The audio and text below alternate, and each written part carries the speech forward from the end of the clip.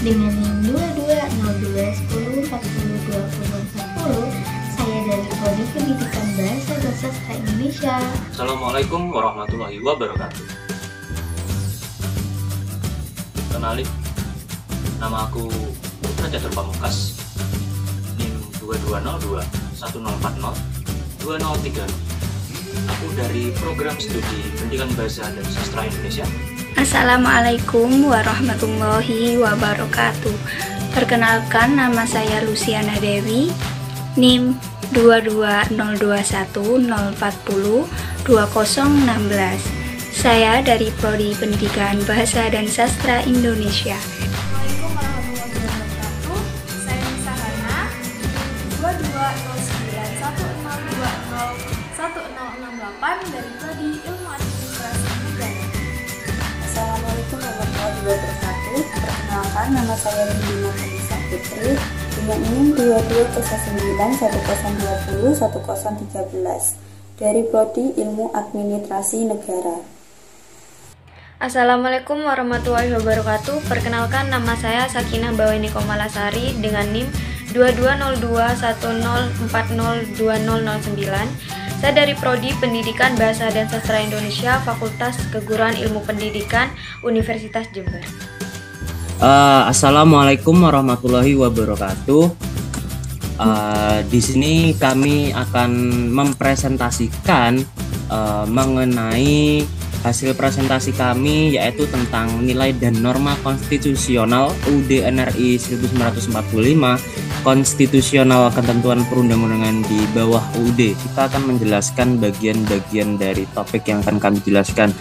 Sebelum itu mungkin Sakinah Baweni Komalasari akan menjelaskan bagian pertama yang akan dia jelaskan. Silakan Baweni.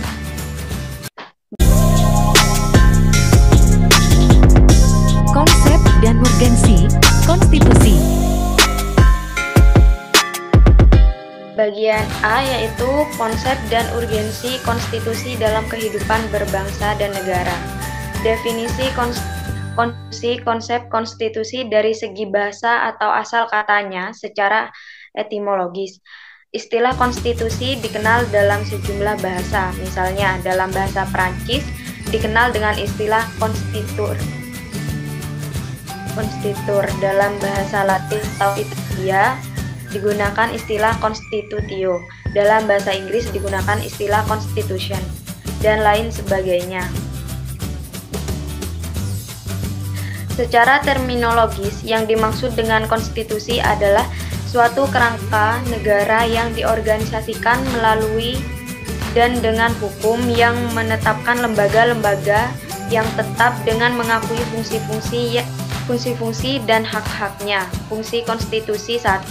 Konstitusi berfungsi sebagai landasan konstitusionalisme. 2. Konstitusi berfungsi untuk membatasi kekuasaan pemerintah sedemikian rupa sehingga penyelenggaraan kekuasaan tidak bersifat sewenang-wenang. 3. Konstitusi berfungsi membatasi atau mengendalikan kekuasaan penguasa agar dalam menjalankan kekuasaannya tidak sewenang-wenang terhadap rakyatnya.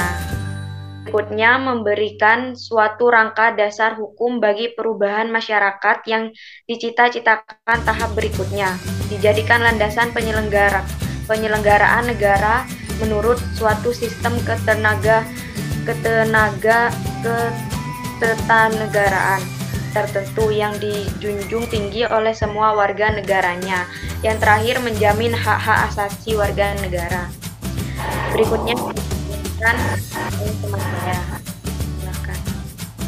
mungkin untuk yang selanjutnya akan dijelaskan oleh Mbak Nisana mungkin.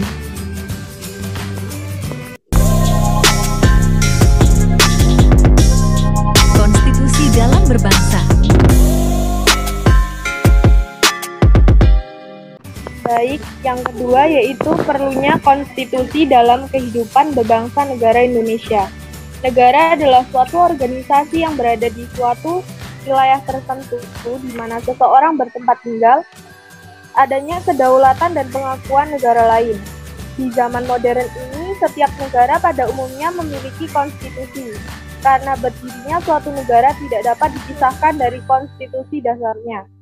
Salah satu dari fungsinya adalah untuk membatasi kekuasaan dan mencegah tindakan pemerintah yang sewenang-wenang. Dengan cara ini, hak-hak warga negara dapat didistribusikan. Beberapa literatur menyebutkan bahwa konstitusi adalah norma atau kode hukum yang berfungsi sebagai pedoman dan dasar acuan untuk mengatur kehidupan suatu bangsa. Sehingga konstitusi diperlukan dalam negara untuk membatasi kekuasaan pemerintah agar tidak memerintah dengan sewenang-wenang. Konstitusi juga diperlukan untuk membagi kekuasaan dalam negara. Oke, baik. Mungkin untuk bagian ini akan dijelaskan oleh Mbak Nurvila ya, benar? Iya, benar. Sumber historis, sosiologis, dan politis. Yang gali sumber historis, sosiologis, dan politik. Secara umum, historis adalah berkenaan dengan sejarah atau hubungan dengan masalah bersejarah, yang dimana berarti konstitusi tersebut berkaitan dengan sejarah. Dan secara umum, sosiologis adalah mempelajari masyarakat sebagai keseluruhan, yakni antar hubungan di antara manusia dengan manusia, manusia dengan kelompok, dan kelompok dengan kelompok. Lalu secara umum, pengertian dari sumber politik adalah hal yang berkaitan dengan penyelenggaraan publik, pemerintahan, dan negara. Konstitusi sendiri pada dasarnya adalah sebuah bentuk dari hukum dasar yang tertulis, di mana akan lebih sering dianggap sebagai undang-undang dasar, sehingga akan menjadi sebuah perangkat tertulis yang tidak tertulis untuk melakukan pembangunan dari kewajiban, kekuasaan, dan fungsi dari institusi pemerintah. Dari hal tersebut, pemikiran historis, sosiologis, dan politik diambil pada saat para pemimpin bangsa melakukan perumusan konstitusi. Perumusan tersebut bukanlah suatu hal yang ditulis dalam waktu satu malam seperti tugas yang kita kerjakan saat ini, dan akan tetapi juga dengan segala macam pemikiran keras yang dalam dan tajam terhadap apa yang pernah terjadi di Indonesia pada masa lalu hingga masa kini yang masih efektif untuk digunakan. Contohnya pada Konstitusi Undang-Undang Dasar 1945 dan yang sudah pernah terjadi juga Undang-Undang Republik Indonesia Serikat. Baik, terima kasih. Dinamika dan tantangan konstitusi. Baik, untuk selanjutnya akan saya jelaskan sendiri ya, karena ini adalah bagian penjelasan saya, di mana penjelasan saya ini mengenai membangun argumen tentang dinamika dan tantangan konstitusi dalam kehidupan berbangsa dan bernegara. Setelah ditetapkan 1 hari setelah proklamasi kemerdekaan, UUD atau Undang-Undang Dasar Negara Republik Indonesia 1945 mulai berlaku sebagai hukum dasar yang mengatur kehidupan ketatanegaraan Indonesia dengan segala keterbatasannya. Pada pertengahan 1997 tentunya negara kita ini dilanda krisis ekonomi dan moneter yang sangat hebat. Krisis ekonomi dan moneter ini melanda Indonesia ketika itu merupakan suatu tantangan yang sangat berat yang dihadapi oleh negara Republik Indonesia. Ada beberapa tuntutan reformasi yang diwujudkan pada masa itu. Yang pertama adalah mengamandemen UUD Negara Republik Indonesia 1945. Lalu yang kedua adalah menghapuskan doktrin dwi fungsi angkatan bersenjata atau bisa disingkat Dwi ABRI ya. Lalu yang ketiga adalah menegakkan supremasi hukum, penghormatan hak asasi manusia atau HAM, serta pemberantasan korupsi, kolusi atau nepotisme yang disingkat KKN. Lalu untuk yang keempat adalah desentralisasi dan hubungan yang adil antara pusat dan daerah. Yang kelima adalah mewujudkan kebebasan pers. Dan yang terakhir adalah mewujudkan kehidupan demokrasi. Karena persyaratannya yang sangat ketat itulah, maka kecil kemungkinan untuk berhasil melakukan perubahan UUD NRI 1945. Dalam perkembangannya, tuntutan perubahan UUD NRI 1945 menjadi kebutuhan bersama bangsa Indonesia.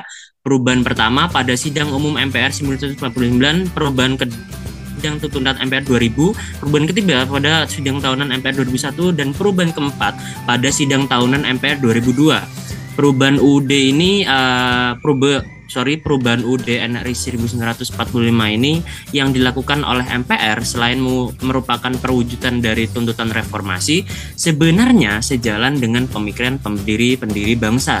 Hingga saat ini perubahan yang dilakukan terhadap UUD NRI ini telah dilakukan sebanyak 4 kali, yakni pada tahun 1999, tahun 2000, tahun 2001, dan yang terakhir adalah tahun 2002. Perubahan yang dilakukan bertujuan untuk menyesuaikan dengan tuntutan dan tantangan yang dihadapi saat itu. Mungkin untuk bagian terakhir akan dijelaskan oleh Mbak Windy dan juga Mbak Luciana Dewi. Dipersilahkan. Esensi dan urgensi konstitusi. Esensi dan urgensi konstitusi dalam kehidupan berbangsa dan bernegara. Konstitusi berbangsa negara yaitu konstitusi menjadi dasar pembentukan suatu negara. Konstitusi negara menempati posisi yang sangat krusial dalam kehidupan ketatanegaraan suatu negara. Hamis S. At-Tamimi berpendapat bahwa pentingnya suatu konstitusi atau undang-undang dasar sebagai pemberi pegangan dan pemberi batas, sekaligus tentang bagaimana kekuasaan negara harus dijalankan.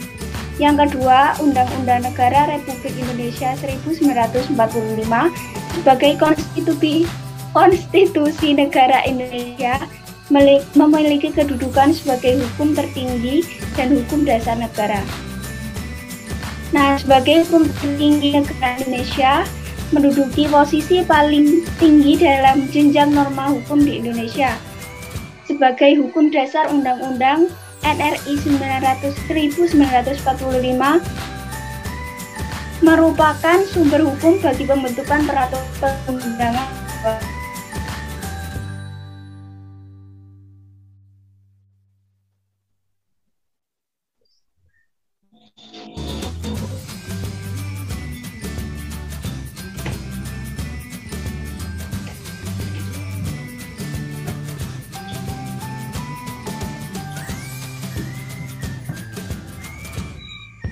Contoh hasil perubahan konstitusi upaya penyediaan dan Contohnya hasil perubahan konstitusi upaya penyediaan dana pembangunan nasional, yakni dalam hal pajak, di mana dalam pasal 23 berbunyi pajak dan pungutan lain yang bersifat memaksa untuk keperluan negara diatur dengan undang-undang. Tiap warga hendaknya menyadari atas kewajibannya dalam membayar pajak. Pemerintah berkewajiban menjelaskan secara transparan kemana saja uang pajak yang telah dibayarkan tersebut, untuk apa uang tersebut digunakan. Sebagai warga wajib pajak harus membayar pajak ke kantor pos atau bank-bank yang ditunjukkan oleh pemerintah. Dengan demikian, uang pajak yang dibayarkan oleh wajib pajak selalu masuk ke rekening kas negara untuk pajak pusat dan rekening kas daerah untuk pajak daerah. Mungkin itu saja hasil presentasi kami yang berupa Zoom ini. Mungkin bila ada kelebihan dan kekurangannya, kelompok kami minta maaf sebesar-besarnya. Mungkin bisa saya akhiri ya teman-teman ya. Oke, mungkin bisa saya akhiri. Wabillahi taufik wal hidayah. Wassalamualaikum warahmatullahi wabarakatuh.